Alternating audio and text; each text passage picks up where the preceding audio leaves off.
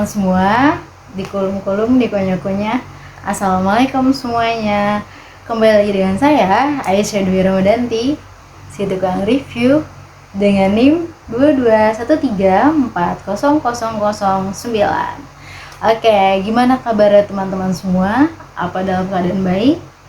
Ya, saya harap semoga teman-teman semua selalu dalam keadaan baik ya. Oke, di sini saya akan mereview kembali pada pertemuan mata kuliah Public Speaking di pertemuan ke-13. Nah, video learning journal kali ini sama seperti video sebelumnya, bahwa sebelum kami melakukan atau melanjutkan mata kuliah Public Speaking ini, maka Bapak dosen memilih secara random mahasiswanya, yaitu untuk melakukan public speaking, sama seperti kontrak pada awal. Nah, yang ditunjuk oleh Bapak dosen untuk melakukan public speaking di hadapan kami semua, yaitu ada 3 orang mahasiswa. Yang pertama ada Saudari Rizky, yang dimana Saudari Rizky itu menceritakan atau menjelaskan keluh kesahnya bahwa ia itu belum bisa atau belum pede untuk berbicara di hadapan orang banyak gitu. Dan juga Saudari Rizky di sana menjelaskan gimana pengalamannya saat ia menjadi volunteer, yang dimana saat menjadi volunteer itu Saudara Rizky sangat memiliki banyak pengalaman, yang dimana pengalaman itu yang dia jadikan sebagai pelajaran bahwa menjadi guru itu tidak mudah seperti itu. Nah, setelah kami semua mendengar 10 menit celotehan dari Saudara Rizky, maka dilanjut dengan Saudari Nafila, yang dimana Saudari Nafila di sana yaitu menceritakan sebuah film horor yang berjudul Sumala. Nah, di sana yang di sana Saudari Nafila menjelaskan alur filmnya seperti apa. Nah, setelah kami menjelaskan cerita sebuah film yang disampaikan oleh Saudari Nafila, maka dilanjut dengan Saudari Cherry. Di sana Saudari Cherry menjadi public speaker, yaitu menyampaikan sebuah materi dan juga dilanjut dengan sebuah pelatihan dasar. Nah, di sana Saudari Cherry menjelaskan tentang ekstrakurikuler drum band. Nah, kebetulan Saudari Cherry sendiri menjadi pelatih drum band pada anak-anak TK seperti itu. Juga di sana Saudari Cherry menjelaskan bagaimana alat-alatnya, juga bagaimana iramanya, ketukannya seperti itu. Nah, setelah kami semua mendengar ketiga mahasiswa yang dipilih oleh Bapak dosen, dilanjut dengan presentasi yang dibawakan oleh teman-teman kelas saya gitu ya. Nah, materi yang kami bahas pada pertemuan 13 kemarin yaitu teknik mengelola dan memadu acara, yaitu ada MC, announcer, dan juga moderator. Oke, poin pembahasan yang pertama yaitu ada dari MC atau Master of Ceremony. Di sini Master of Ceremony yang sudah kita ketahui bahwa Master of Ceremony inilah atau MC inilah yang dikenal sebagai pemandu sebuah acara, yang dimana MC inilah yang membuka dan juga yang menutup sebuah acara. Nah, itu bagian dari tugas utama MC gitu ya. Nah, tugas utama yang kedua yaitu ada menyampaikan susunan acara, yang dimana jika seorang MC sudah membuka sebuah acara, maka di sanalah seorang MC ini yang menyampaikan bahwa acara kami ini akan berlangsung misalnya 3 jam ke depan seperti itu. Juga menjelaskan susunan acaranya seperti apa. Misal yang pertama itu pembukaan, yang kedua ada pembacaan ayat kursi Al-Quran, juga yang ketiga yaitu ada sambutan-sambutan, juga yang keempat dilanjut dengan pemateri. Setelah adanya pemateri, maka biasanya dilanjut dengan sesi tanya jawab. Setelah itu mungkin baru penutupan dan juga ditutup dengan sesi dokumentasi seperti itu. Nah, tugas utama yang ketiga yaitu ada mengenalkan pembicara. Jika seorang MC ini sudah membuka sebuah acara, juga dilanjut dengan memperkenalkan atau memberitahu susunan acaranya, maka selanjutnya yaitu ada memperkenalkan pemateri, yang dimana seorang pemateri yang mengisi pada acara saat itu akan diperkenalkan oleh seorang MC ini. Nah, biasanya seorang MC ini akan membacakan CV dari pemateri. Misal pemateri kami pada acara siang hari ini yaitu Bapak Anton, seorang manajer dari perusahaan A, yang dimana pengalaman Bapak Anton itu ada di bidang A, B, C, D, dan seterusnya, seperti itu. Itu bagian dari pengenalan pemateri. Nah, tugas yang lainnya yaitu ada mengatur perjalanannya acara dan juga menjadi timekeeper, yang dimana seorang MC inilah yang menjadi pengelola atau pengatur dari berjalannya acara seperti itu.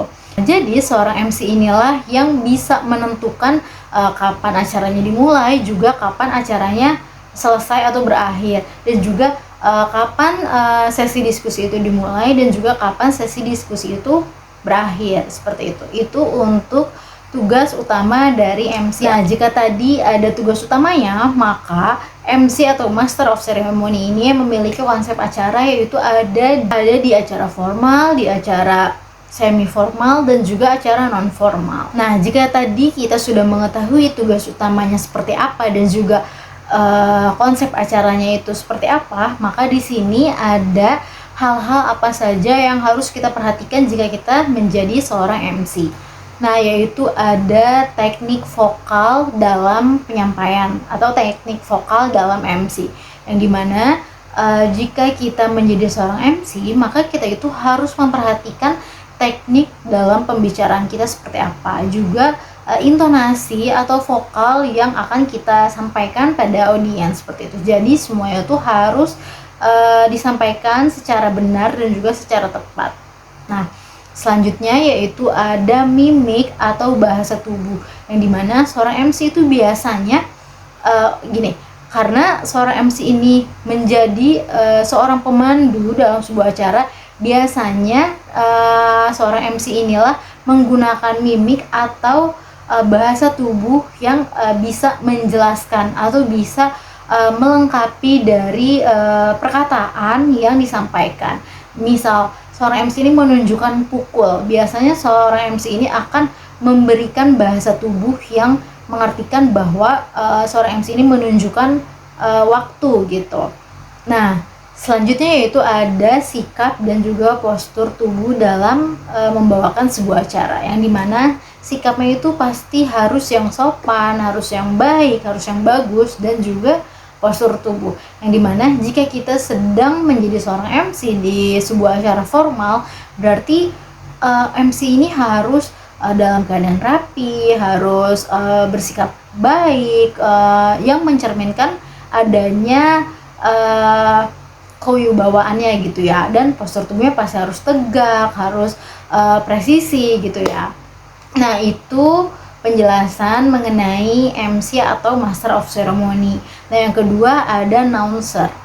Nah, di sini ada announcer. Announcer itu kecakapan penyiar. Nah, kecakapan penyiar ini meliputi membaca, menulis, dan juga berbicara, yang dimana ketiga hal ini atau ketiga aspek ini menjadi landasan utamanya gitu ya, atau modal utama atau basic yang harus seseorang itu miliki. Nah, modal utama untuk kita menjadi announcer itu apa sih? Yang pertama yaitu ada kelancaran berbicara, dan juga yang kedua ada kualitas berbicara, dan juga yang ketiga ada wawasan yang luas. Yang dimana jika kita ingin menjadi announcer yang baik atau public speaker yang baik, maka kita itu harus memiliki ilmunya, harus punya banyak pengalaman, dan yang pasti harus melakukan latihan yang banyak. Karena di saat kita menjadi public speaker yang baik, itu nggak mungkin kita ini nggak tahu ilmunya, kita belum pernah berlatih, itu tuh nggak mungkin bisa menjadikan kita sebagai public speaker yang baik. Setiap orang yang memiliki public speaker yang baik itu pasti mereka yang udah tahu ilmunya, juga yang udah banyak berlatih, seperti itu. Itu modal utama menjadi announcer gitu ya. Nah, pembahasan terakhir kita yaitu ada moderator. Seperti yang sudah kita ketahui, umumnya moderator itu yang biasanya ada di lingkungan kita, seperti di saat kita sedang melakukan presentasi, yang dimana moderator inilah yang membuka dan juga yang menutup sesi presentasi pada saat itu, dan juga yang mempersilahkan pemateri untuk menjelaskan, dan juga yang membuka sesi diskusi, dan juga yang menutup sebuah presentasi tersebut. Nah, sikap yang baik yang harus dimiliki oleh seorang moderator yaitu bisa menggunakan bahasa Indonesia yang baik dan juga yang tepat. Kenapa?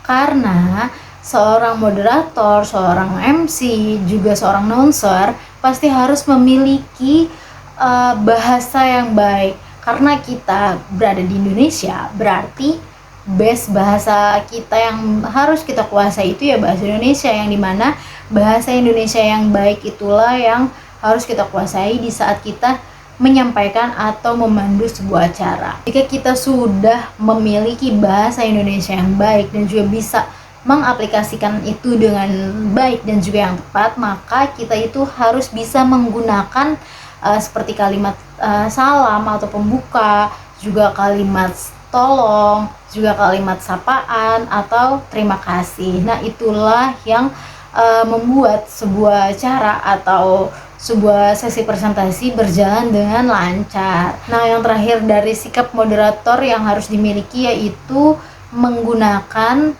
intonasi dan artikulasi yang baik, yang dimana di saat kita menyampaikan atau di saat kita memandu sebuah acara, pasti kita itu harus menggunakan intonasi yang baik dan artikulasi yang jelas, yang dimana agar audiens atau pendengar itu bisa mencerna dan juga bisa mengerti dengan maksud apa sih yang kita bawa, berita apa sih yang kita akan sampaikan, juga pesan apa atau materi apa yang akan kita berikan kepada audiens, seperti itu.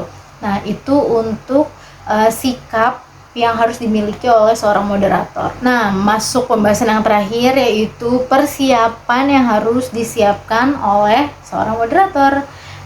Yang pertama ada mempersiapkan materi di setiap sesinya, yang dimana seorang moderator ini harus tahu, juga harus hafal pemateri pertama siapa, pemateri kedua siapa, ketiga siapa, dan seterusnya, seperti itu. Nah, yang kedua memilih busana yang tepat, yang sopan, juga yang baik. Nah, kalau kita bicara tentang busana, berarti itu kita berbicara tentang penampilan. Ya, penampilan ya. Kenapa kita itu harus bisa memilih busana yang baik, yang sopan, dan juga yang tepat? Karena dengan kita mempersiapkan busana yang baik itulah yang akan mencerminkan kita bahwa wibawa kita tuh seperti apa, kerapihan kita itu akan dinilai gitu ya dari penampilan atau dari persiapan busana yang kita kenakan pada saat itulah yang akan mencerminkan bagaimana kita di hadapan orang-orang banyak gitu ya, atau di hadapan audiens. Nah, yang terakhir yaitu mempersiapkan kebutuhan apa saja yang diperlukan. Nah, misal seorang moderator ini membutuhkan mic 2, yang dimana mic wireless atau mic yang pegang gitu ya. Nah, itu tuh seorang moderator itu tuh harus minta, juga harus mempersiapkan kepada kru-krunya gitu ya, kepada petugas ya, bahwa pada acara ini, pada sesi ini saya membutuhkan mic-nya 2, saya membutuhkan misalnya papan tulisnya 1, saya membutuhkan adanya infocus untuk menampilkan PowerPoint, seperti itu. Nah, jadi moderator inilah yang harus tahu kebutuhannya itu di mana dan harus disiapkan gitu, yang dimana harus diberitahu pada krunya, seperti itu. Oke teman-teman, mungkin itu saja yang bisa saya sampaikan dari materi teknik mengelola dan juga memadu acara. Yang pertama tadi ada MC, yang kedua ada apa? Announcer, juga yang ketiga ada moderator. Mungkin cukup itu saja materi yang bisa saya sampaikan, kurang lebihnya mohon maaf. Semoga setiap video learning journal yang saya buat dapat bermanfaat bagi teman-teman semuanya. Saya ucapkan terima kasih, pamit undur diri. Wassalamualaikum warahmatullahi wabarakatuh. Thank you for watching. Bye-bye.